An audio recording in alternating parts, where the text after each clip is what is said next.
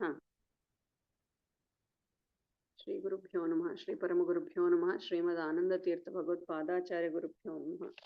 श्री वेदव्यासाय नमः। श्री सरस्वत्यै नमः। शुक्लां वरदरं विष्णुं शशिवर्णं चतुर्भुजं प्रसन्नवदनं ध्यायेत् सर्वविघ्नोपशान्तये सर्वविघ्नप्रशमनं सर्वसिद्धिकरं परं सर्वजीवप्रणेतारं वन्दे विजयदं हरिम्। हयग्रीव हयग्रीव हयग्रीवेति यो वदेत् तस्य निस्सरते वाणी जह्नो कन्या प्रवाहवत्। कृष्णाय वासुदेवाय हरये परमात्मने प्रणतक्लेशनाशाय गोविन्दाय नमो नमः। व्यासाय भवनाशाय श्रीशाय गुणराशय हृद्याय शुद्धविद्याय मध्वाय च नमो नमः। ब्रह्मान्ता गुरुवत् साक्षात् इष्टं दैवं श्रीयपते आचार्य श्रीमदाचार्य सन्तु मे जन्म जन्मनि। बुद्धिर्बलं यशोधैर्यं निर्भयत्वं मरोगता अजाड्यं वाक्पटुत्वं च हनुमत्स्मरणात् भवेत्। यद्धितं तव भक्तानाम् अस्माकं हरे हरे तदाशु कार्यं कार्यज्ञ प्रलयार्क आयुधप्रभा। नमोऽस्तु तात्विका देवाः विष्णुभक्तिपरायण धर्ममार्गे प्रेरयन्तु भवन्तु सर्व एव हि। शास्त्रेषु पारदृश्वानं शास्त्रज्ञेषु च वत्सलं दीनभक्तोद्धारकरं नित्यात्मानं गुरुं भज। जलज्येष्ठ निभाकारं जगदीशपदाश्रयं जगतीतलविख्यातं जगन्नाथ गुरुं भजे. ಹರಿಕಥಾಮೃತಸಾರ ಗುರುಗಳ ಕರುಣದಿಂದಾಪನಿತು ಪೇಳುವೆ ಪರಮ ಭಗವದ್ ಭಕ್ತರಿದನಾದರದಿ ಕೇಳುವುದು. ಇಲ್ಲಿ ಹರಿಕಥಾಮೃತಸಾರ ಜಗನ್ನಾಥದಾಸರು ರಚನೆ ಮಾಡಿರುವಂಥದ್ದು. ವಿಜಯದಾಸರ ಆರಾಧನೆ. ಸೊ ಅವ್ರದ್ದು ಸ್ಮರಣೆ ಮಾಡಿ ಅವರ ಅನುಗ್ರಹದಿಂದ ಗೋಪಾಲದಾಸರ ಆಯುರ್ದಾನದ ಒಂದು ಅನುಗ್ರಹದಿಂದ ಜಗನ್ನಾಥದಾಸರು ಬರೆದಿರುವಂಥ ಇದು ಹರಿಕಥಾಮೃತಸಾರ. ಅಜ್ಞಾನ ತಿಮ್ರಚ್ಛೇದಂ ಬುದ್ಧಿ ಸಂಪತ್ಪ್ರದಾಯಕಂ ವಿಜ್ಞಾನ ವಿಮಲಂ ಶಾಂತಂ ವಿಜಯಾಖ್ಯ ಗುರುಂ ಭಜೆ. ಇವರು ಈ ಹರಿಕಥಾಮೃತಸಾರ ಎದಕ್ಕೆ ಇದು ಪ್ರೇರಣೆ ಆಯ್ತು ಅಂತಂದ್ರೆ, ಸವಣ್ಣೂರಿನ ಸತ್ಯಬೋಧ ತೀರ್ಥರು ಅವರು ಇವರಿಗೆ ಉಪದೇಶ ಮಾಡ್ತಾರೆ, ನೀನು ಈ ಗ್ರಂಥವನ್ನು ರಚನೆ ಮಾಡು ಅಂತ. ಸೊ ಅವಾಗ ಅಲ್ಲಿ ಸವಣ್ಣೂರಿನ ಸತ್ಯಬೋಧ ತೀರ್ಥರ ಸನ್ನಿಧಾನದಲ್ಲಿ ಹರಿಕಥಾಮೃತಸಾರ ಗ್ರಂಥವನ್ನು ಬರೀತಾರೆ.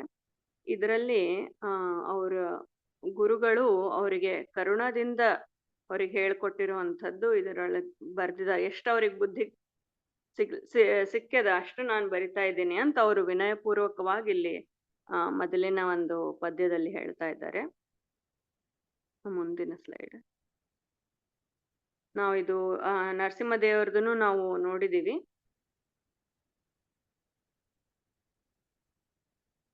ಇಲ್ಲಿ ಈ ಪಿಕ್ಚರ್ ಅಲ್ಲಿ ನೀವು ನೋಡ್ಬೋದು, ಎಲ್ಲ ಬ್ರಹ್ಮದೇವರು ರುದ್ರದೇವರು ಎಲ್ಲಾರು ಅವ್ರನ್ನ ಸ್ತೋತ್ರ ಮಾಡ್ತಾ ಇದ್ದಾರೆ, ಸ್ತುತಿ ಮಾಡ್ತಾ ಇದ್ದಾರೆ. ಲಕ್ಷ್ಮೀ ದೇವಿನೇ ಪಾದ ಪೂಜೆಯನ್ನು ಮಾಡ್ತಾ ಇದ್ದಾಳೆ. ಅದು ಇವತ್ತು ಉತ್ಥಾನ ದ್ವಾದಶಿ, ಉತ್ಥಾನ ಏಕಾದಶಿ ದ್ವಾದಶಿ. ಆ ಸಮಯದಲ್ಲಿ ಲಕ್ಷ್ಮೀದೇವಿ ಎಬ್ಬಿಸ್ತಾ ಇದ್ದಾಳೆ ಭಗವಂತನಿಗೆ ಕಾಲನ್ನು ಒತ್ತಿ. ಆ ಲಕ್ಷ್ಮೀ ಪೂಜಿತ ಪಾದ ಎಲ್ಲರೂ ಸ್ತೋತ್ರ ಮಾಡುವಂಥ ಭಗವಂತ ಅಲ್ಲಿ ಸ್ತೋತ್ರ ಮಾಡುವಂಥ ನರಸಿಂಹದೇವರ ಸ್ಮರಣೆ ಈ ನುಡಿಯಲ್ಲಿ ಮಾಡ್ತಾ ಇದ್ದಾರೆ.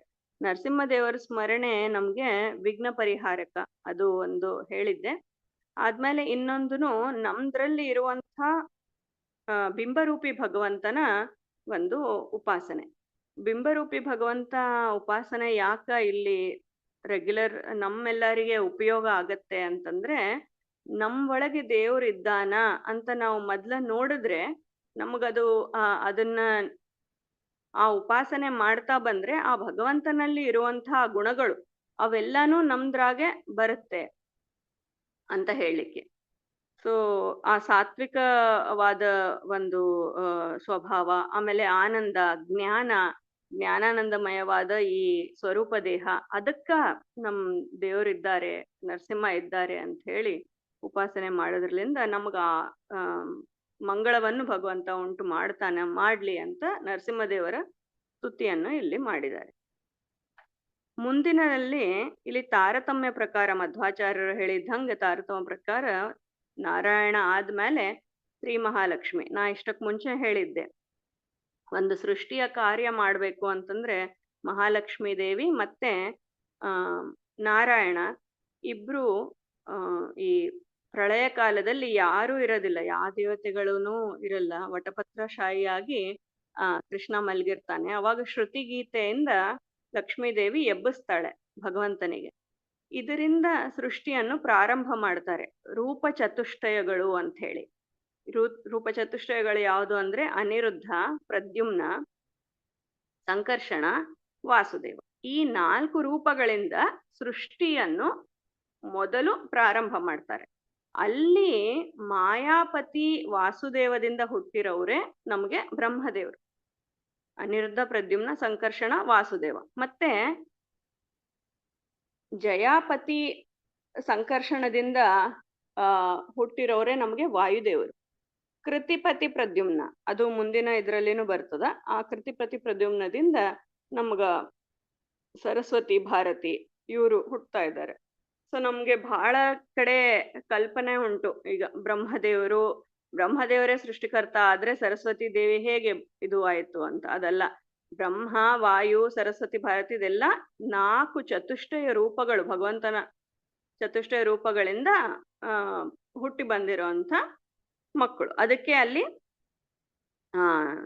ನಿರುಪಮಾನಂದಾತ್ಮ ಭವ ಅದರಲ್ಲಿನೂ ಮಕ್ಕಳು ಅಂತ ತಿಳಿಸಿಕೊಟ್ಟಿದ್ದಾರೆ. ಇಲ್ಲಿ ಶ್ರೀ ಮಹಾಲಕ್ಷ್ಮೀ ದೇವಿಯ ಸ್ತುತಿಯನ್ನು ಇಲ್ಲಿ ಮಾಡಿದಾಳೆ. ಇಲ್ಲಿ ನೀವು ಪಿಕ್ಚರ್ ಅಲ್ಲಿ ನೋಡ್ಬೋದು. ಈ ವೇದಗಳಿಗೆ ಅತಿಕ್ರಮಿಸಿ ಭಗವಂತನ ಬಗ್ಗೆ ವಿಶೇಷವಾದ ರೂಪ, ಗುಣ, ಕ್ರಿಯೆಗಳ ಜ್ಞಾನವನ್ನು ಶ್ರೀ ಮಹಾಲಕ್ಷ್ಮೀ ದೇವಿ ಉಳ್ಳವಳು. ಸಾತ್ವಿಕ, ರಾಜಸಿಕ, ತಾಮಸಿಕ ಗುಣಗಳಿಗೆ ಅಭಿಮಾನಿಯಾಗಿ ಅವ್ರನ್ನ ನಮ್ಮಲ್ಲಿನೂ ನಿಯಮನೆ ಮಾಡುವಂಥ ಗುಣ ಇರೋ. ಅದಕ್ಕೆ ನಾವು ಮಹಾಲಕ್ಷ್ಮೀ ದೇವಿಯನ್ನ ಬೇಡ್ಕೋಬೇಕು. ಅಮ್ಮ, ನಮ್ದ್ರಲ್ಲಿ ಇರುವಂಥ ಸಾತ್ವಿಕ ಗುಣಗಳು ಯಾವ್ಯಾವ ಇದ್ದಾವೋ ಅದನ್ನ ಹೆಚ್ಚು ಮಾಡಿ, ರಾಜಸಿಕವನ್ನ ಎಷ್ಟು ಬೇಕೋ ಅಷ್ಟು, ಸಂಸಾರದಲ್ಲಿ ಎಷ್ಟಿದೆಯೋ ಅಷ್ಟಿಟ್ಟು, ತಾಮಸಿಕ ಗುಣಗಳನ್ನ ಸಂಪೂರ್ಣವಾಗಿ ನಾಶಗೊಳಿಸು. ತಾಮಸಿಕ ಗುಣ ಅನ್ಕು ಬೇಡ ಎಂಬುವಂಥ ಪ್ರಾರ್ಥನೆ ನಾವಿಲ್ಲಿ ಮಾಡಬೇಕು.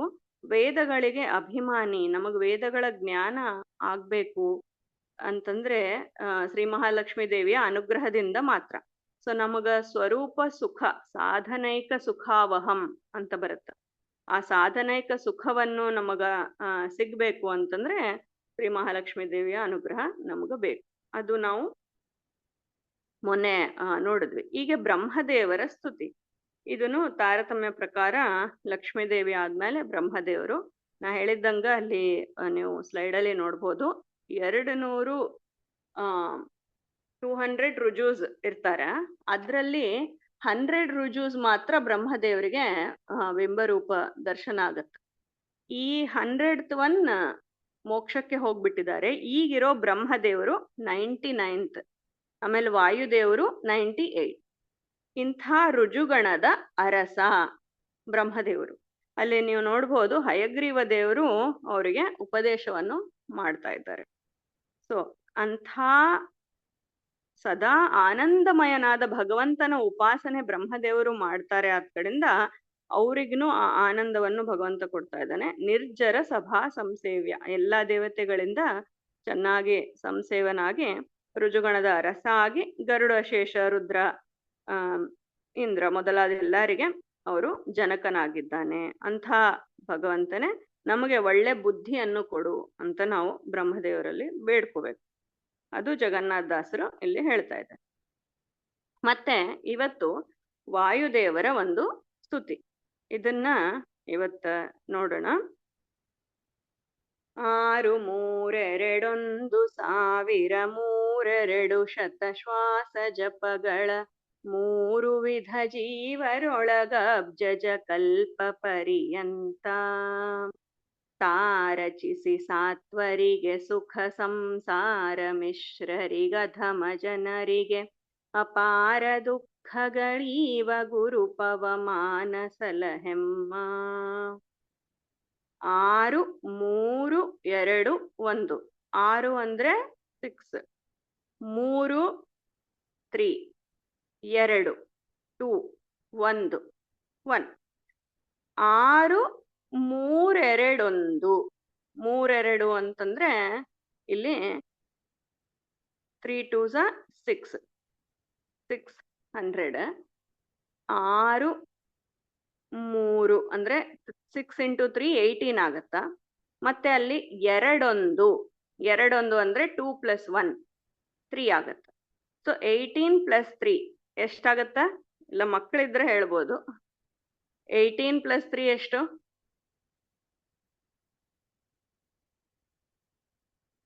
21. ಕರೆಕ್ಟ್.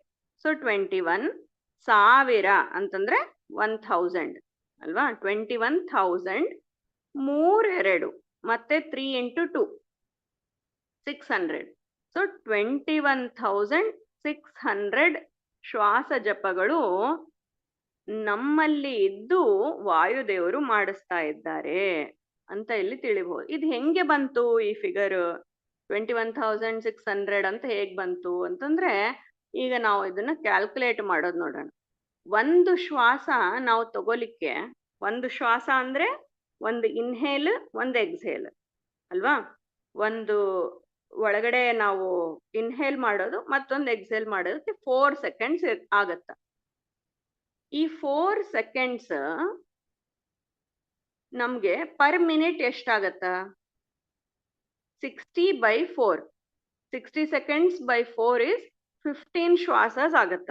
ಸೊ ಪ್ರತಿ ಒಂದು ನಿಮಿಷಕ್ಕ ನಾವು 15 ಶ್ವಾಸಗಳನ್ನ ತಗೊಂತಾ ಇದ್ದೀವಿ. ಈಗ 15 ಶ್ವಾಸಗಳಿಗೆ ಪರ್ ಅವರ್ ಎಷ್ಟಾಗತ್ತ? 15 × 60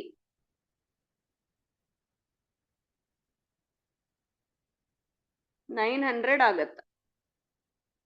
900 ಶ್ವಾಸಗಳು ಪರ್ ಡೇಗೆ ಎಷ್ಟಾಗತ್ತ ಅಂದ್ರೆ 24 hours ಅಲ್ವಾ? 24 × 900. ಸೊ 21,600. ಸೊ ಪ್ರತಿ ಒಂದು ಶ್ವಾಸೋಚ್ಛ್ವಾಸ ಇನ್ಹೇಲ್ ಅಂಡ್ ಎಕ್ಸೇಲ್ ನಾವು ಮಾಡ್ತಾ ಇರೋದು ಮುಖ್ಯ ಪ್ರಾಣದೇವರು ಒಳಗಡೆ ಕೂತು ಒಂದು ಜಪವನ್ನು ಮಾಡ್ತಾ ಇದ್ದಾರೆ, ಹಂಸ ಜಪ ಅಂತ. ಒಳ್ಳೆ ಸಜ್ಜನರಲ್ಲಿ ಹಂಸ ಜಪವನ್ನು ಮಾಡ್ತಾರೆ, ಕೆಟ್ಟವರಲ್ಲಿ ಸೋಹಂ ಎಂಬುವಂಥ ಒಂದು ಜಪವನ್ನು ಮಾಡ್ತಾ ಇದ್ದಾರೆ. ಹಂಸ ಅಂತಂದ್ರೆ ಏನು ಅಂತಂದ್ರೆ ನಾಹಂ ಕರ್ತ, ಹರಿಕರ್ತ, ಭಗವಂತನೇ ಮಾಡಿಸ್ತಾ ಇದ್ದಾನೆ ಎಂಬುವಂಥ ಒಂದು ಅನುಸಂಧಾನ. ಸೋಹಂ ಅಂತಂದ್ರೆ ನಾನೇ ಮಾಡ್ತಾ ಇದ್ದೀನಿ. ಅವ್ರಿಗೆ ಯಾವಾಗ್ಲೂ ನಾನೇ ಮಾಡ್ತಾ ಇದ್ದೀನಂತೆ ಬರ್ತದ ಅಸುರರಿಗೆ. ಎಂದು ಭಗವಂತ ಮಾಡ್ತಾ ಇದ್ದಾನೆ ಎಂಬುವಂತಹ ಜ್ಞಾನ ಕೊಡೋದೇ ಇಲ್ಲ. ಅದಕ್ಕೆ ಅದು ಸೋಹಂ ಉಪಾಸನೆ. ನಾವು ಹಂಸ ಉಪಾಸನೆ, ಹಂಸ ಜಪವನ್ನು ಭಗವಂತ ಸಜ್ಜನರಲ್ಲಿ ಮಾಡ್ತಾ ಇರ್ತಾರೆ. ಇದನ್ನ ನಾವು ಇಲ್ಲಿ ಅರ್ಥ ಮಾಡ್ಕೋಬೇಕು. ಸರಿ, 3 ವಿಧ ಜೀವರೊಳಗೆ ಅಂತ ಹೇಳ್ತಾ ಇದ್ದಾರೆ. ಈ 3 ವಿಧ ಜೀವರು ಯಾರು? ಹಿಂದಿನ ಸ್ಲೈಡ್ನಾಗ ನಾ ಹೇಳಿದ್ದೆ, ಲಕ್ಷ್ಮೀದೇವಿಯ ತ್ರಿಗುಣಮಾನಿ ಅಂತ. ಈ 3 ವಿಧ ಜೀವರು ಯಾರು? ಸಾತ್ವಿಕ, ರಾಜಸಿಕ, ತಾಮಸಿಕ. 3 ವಿಧ ಜೀವರು ಇದ್ದಾರೆ.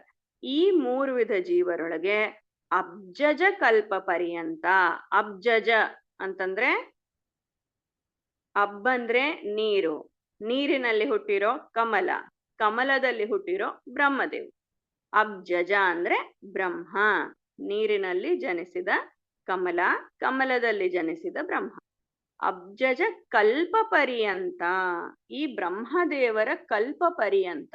ಈ ಒಂದು ಕಲ್ಪ, ಬ್ರಹ್ಮದೇವರ ಒಂದು ಕಲ್ಪ is 1 day of Brahma. 1 Kalpa is 1 day of ಬ್ರಹ್ಮ. ಒಂದು ಕಲ್ಪಕ್ಕೆ 14 ಮನ್ವಂತರಗಳು ಇರುತ್ತೆ, 14 divisions. 1 day of Brahma is divided into 14 ಮನ್ವಂತರ. ಈಗ ನಾವಿರೋದು 7th ಮನ್ವಂತರ. ನೀವು ಹೇಳ್ತಾ ಇರ್ಬೋದು ಸಂಧ್ಯಾವಂದನ ಮಾಡುವಾಗ, ಬಾಯ್ಸ್ ಹೇಳ್ತಾರ ವೈವಶ್ವತ ಮನ್ವಂತರೇ ಕಲಿಯುಗೆ ಪ್ರಥಮೇ ಪಾದೆ ಅಲ್ವಾ? ಸೊ 7th ಮನ್ವಂತರದಲ್ಲಿ ನಾವು ಇದ್ದೀವಿ. ಈ 1 ಮನ್ವಂತರಗಳು, ಅದ್ರಲ್ಲಿ 72 ಮಹಾಯುಗಾಸ್ ಇದೆ. ಇನ್ನೊಂದ್ಸರಿ ಹೇಳ್ತೀನಿ, 1 day of Brahma 14 Manvantara. 1 Manvantara 72 ಮಹಾಯುಗಾಸ್. 1 ಮಹಾಯುಗ is equal to 4 ಯುಗಾಸ್. 4 ಯುಗಾಸ್ ಯಾವುದು? ಕೃತಯುಗ, ದ್ವಾಪರ ಯುಗ, ತ್ರೇತಾಯುಗ, ಕಲಿಯುಗ.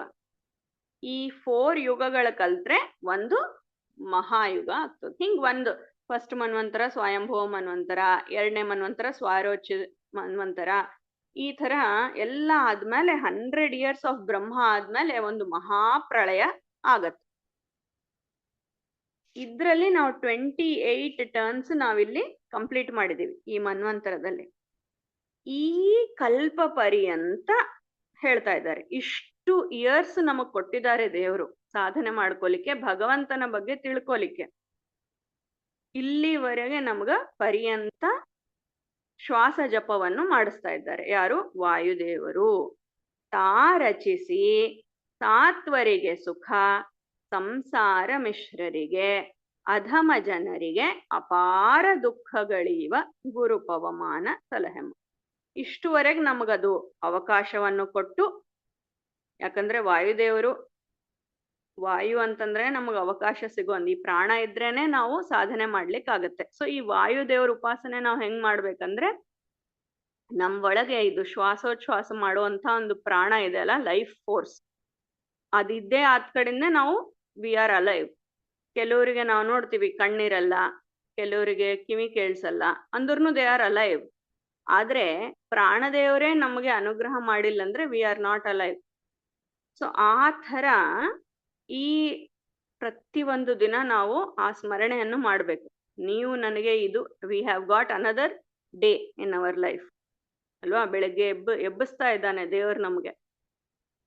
ಸೊ ಇಂಥ ಪ್ರಾಣದೇವರಿಗೆ ನಾವು ಸಲಹೆಮ್ಮ, ರಕ್ಷಣೆ ಮಾಡ್ರಿ. ಸೊ ಸಾತ್ವರಿಗೆ ಸುಖವನ್ನು ಕೊಡ್ತಾ ಇದ್ದಾನೆ, ಒಳ್ಳೆಯವರಿಗೆ ಸುಖ ಕೊಡ್ತಾರೆ.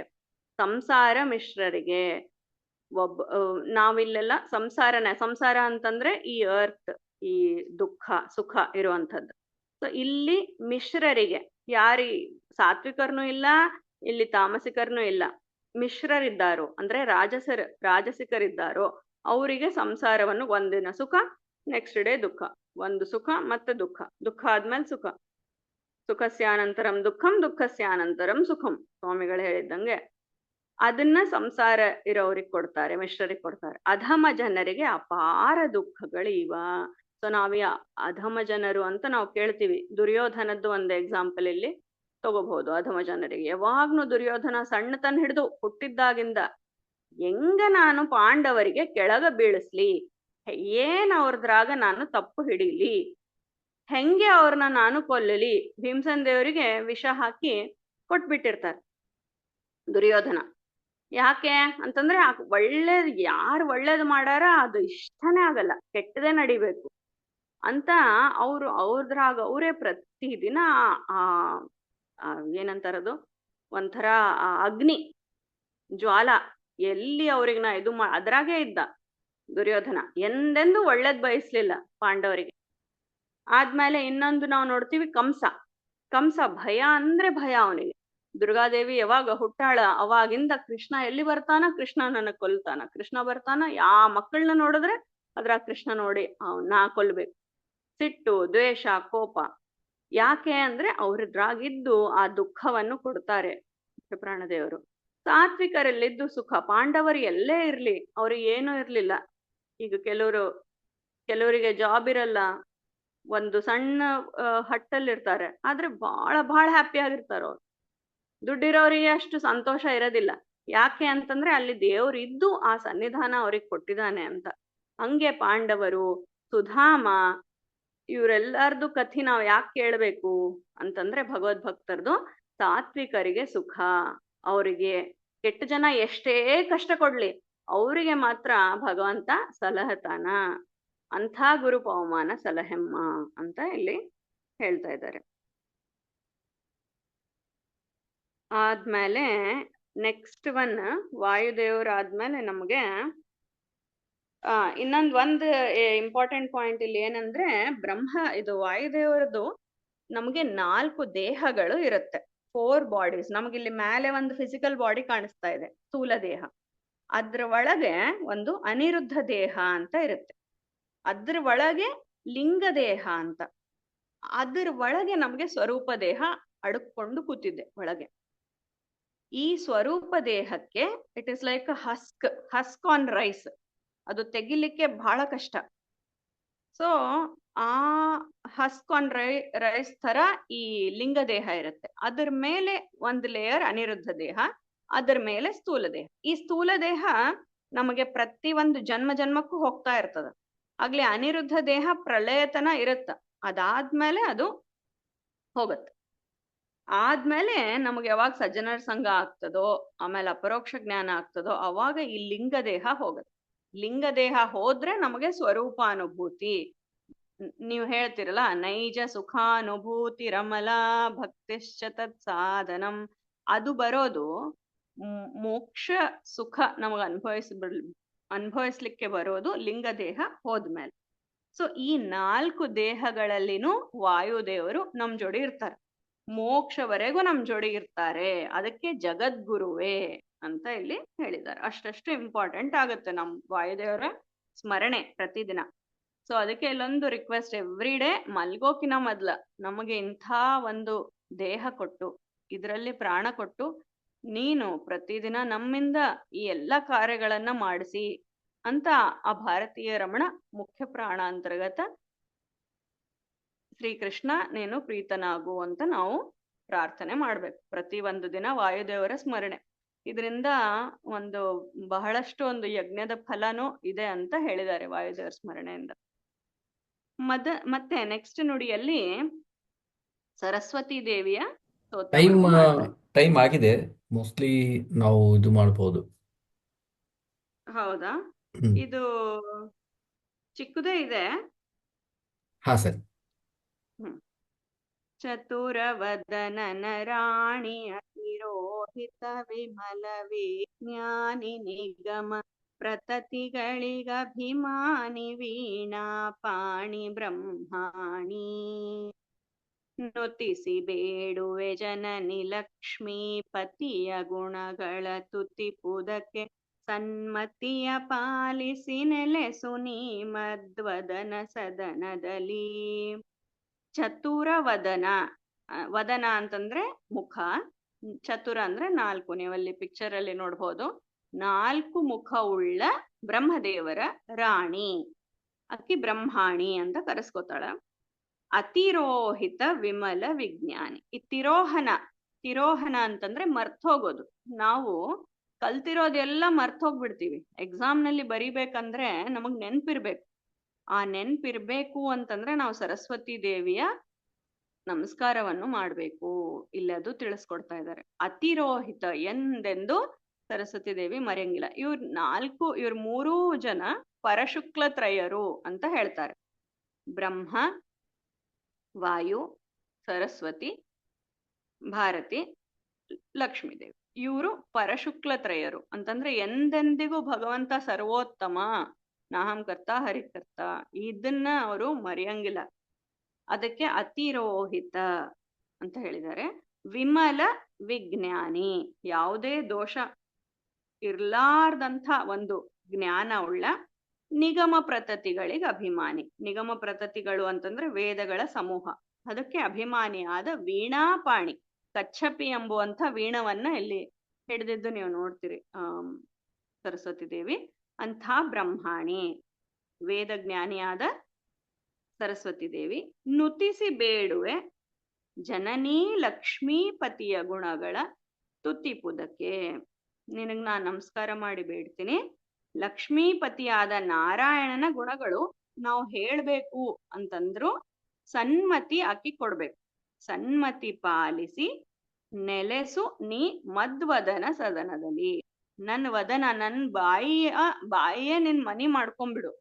ಮಾಡ್ಕೊಂಡು ಇಲ್ಲಿದ್ದು ಭಗವಂತನ ನುಡಿಸ್ಬೇಕು.